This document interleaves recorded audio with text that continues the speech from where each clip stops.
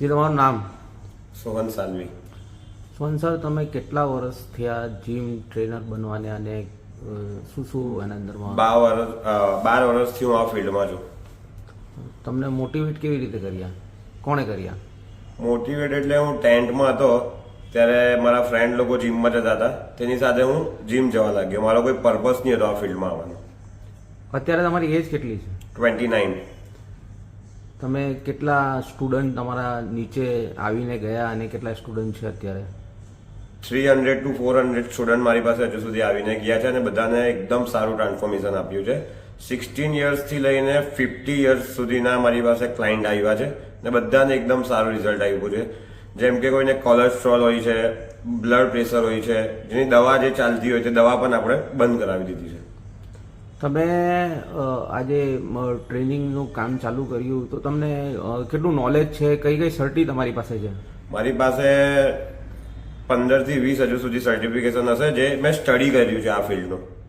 એ પછી મેં પાર્ટિસિપેટ કર્યું છે mister Gujarat, south Gujarat, mister India, mister universe મેં પાર્ટિસિપેટ કર્યું છે ને તેમાં મેં મેડલ્સ પણ મારા આવ્યા છે.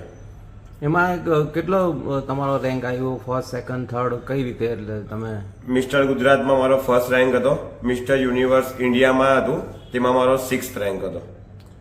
તમે લોકોને શું, જે આ જીમ કરે છે, જે જીમ કરવા માંગે છે, એ લોકોને શું મેસેજ આપશો? હું મેસેજ એ જ આપું છું કે ભલે તમે એક સારું એમ બોડી બિલ્ડર નહીં બનો પણ એક ફિટનેસ માટે તમે જીમ જોઈન કરો. અત્યારે તમે કઈ સંસ્થા સાથે જોડાયેલા છે? One life fitness hub. અને કેટલા સમયથી તમે અહીંયા છો? અને 5 વર્ષથી મેં આ સંસ્થા સાથે જોડાયેલો છું. અને કઈ રીતે હવે આગળ તમે વર્કઆઉટ કરવા માંગો છો અને કરાવવા માંગો છો? આગળ હવે મેં જે આપણી જે નવી પેઢી આવે છે તે લોકોને ફિટ ઇન્ડિયા તરફ લઈ જવા માટેનો એક મેસેજ આપું છું. જી, આજની પેઢીને મેં એક મેસેજ આપવા માંગુ છું કે આજે 20, 22, 25, 30 વર્ષે જે લોકોને હાર્ટ એટેક આવે છે તેનું રીઝન છે. તેનું રીઝન એ નથી, અમુક લોકો એવું કહે છે કે જીમમાં જઈને હાર્ટ એટેક આવે છે, કોઈ એક્ટિવિટી ક્રિકેટ કરીને હાર્ટ એટેક આવે છે. એ એકદમ રોંગ છે. હાર્ટ એટેક આવવાનું રીઝન છે કોલેસ્ટ્રોલ. આપણી બોડીમાં જે કોલેસ્ટ્રોલ વધે ઘટે તે આપણને ખ્યાલ નથી આવતો ને એકદમ જ્યારે વધી જાય ત્યારે પછી હાર્ટ એટેક આવી જાય છે અને પછી એનું રીઝન આ બધી એક્ટિવિટી અપાવે છે, એક્ટિવિટી આવે છે.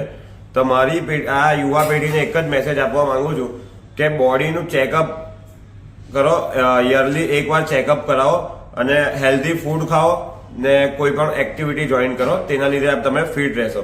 અને આજની જે પેઢી, જે યુવા પેઢી જે ડ્રગ્સ તરફ જઈ રહી છે તે એકદમ ખોટું છે ને જીમ કે કોઈ બી એક્ટિવિટી જોઈન કરો ને આ બધી ડ્રગ્સ ફ્રી ઇન્ડિયા બનાવો.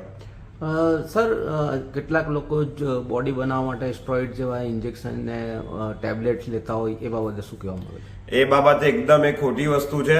આપણે ફિટ બનાવવા માટે, ફિટ રહેવા માટે બોડી બનાવવાની છે. આપણી બોડીમાં આ રીતે આપણે આ બધું એ કરીને આપણી બોડી ખરાબ નથી કરવાની. આપણે હેલ્ધી ખાઓ, હેલ્ધી રહો.